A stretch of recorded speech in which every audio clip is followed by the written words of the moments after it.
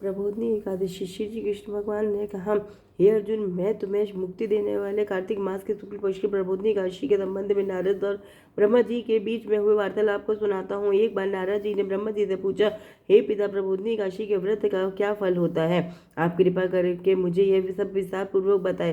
ब्रह्मा जी बोले, हे पुत्र, जिस वस्तु को त्रिलोक में मिलना दुष्कर है, वह वस्तु भी कार्तिक मास की शुक्ल पक्ष की प्रबोधिनी एकादशी के व्रत से मिल जाती है। इस व्रत के प्रभाव से पूर्व जन्म के किए हुए अनेक बुरे कर्म क्षण भर में नष्ट हो जाते हैं।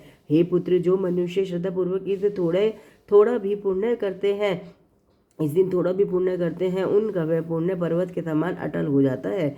उनके प्रेत विष्णु लोक में जाते हैं। ब्रह्म हत्या आदि महान पाप भी प्रबोधिनी एकादशी के दिन रात्रि को जागरण करने से नष्ट हो जाते हैं।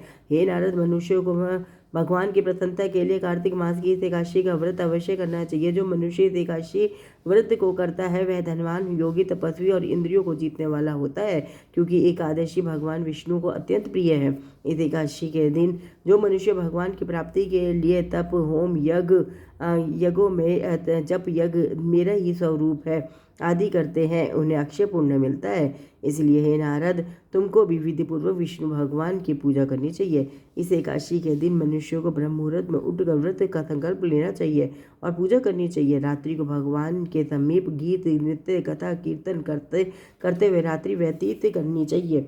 प्रबोधिनी एकादशी के दिन अगर पुष्प, अगर धूप आदि से भगवान की आराधना करनी चाहिए। भगवान को अर्घ्य देना चाहिए। इसका फल तीर्थ और दान आदि से करोड़ गुना अधिक होता है। जो गुलाब के पुष्प से, बकुल और अशोक के फूलों से, सफ़ेद और लाल कनेर के फूलों से, दुर्वादल से, शमीपत्र से, चंपक पुष्प से भगवान विष्णु की पूजा करते हुए आवागमन के चक्र से छूट जाते हैं। इस प्रकार रात्रि में भगवान की पूजा करके प्रातःकाल स्नान करने के पश्चात भगवान की प्रार्थना करते हुए गुरु की पूजा करनी चाहिए और सदाचारी व पवित्र ब्राह्मणों को दक्षिणा देकर अपने व्रत को छोड़ना चाहिए। जो मनुष्य चातुर्मास व्रत में किसी वस्तु को त्याग देते हैं, उन्हें इस दिन से पुनः ग्रहण करनी चाहिए। जो मनुष्य प्रबोधिनी एकादशी के दिन विधिपूर्वक व्रत करते हैं, उन्हें अनंत सुख मिलता है और अंत में स्वर्ग को जाते हैं। बोल प्रबोधिनी एकादशी माता की जय। शिवन नारायण नारायण नारायण, लक्ष्मी नारायण नारायण नारायण, गजबन नारायण नारायण नारायण, सीता नारायण नारायण नारायण, मेरे प्रभु नारायण नारायण नारायण।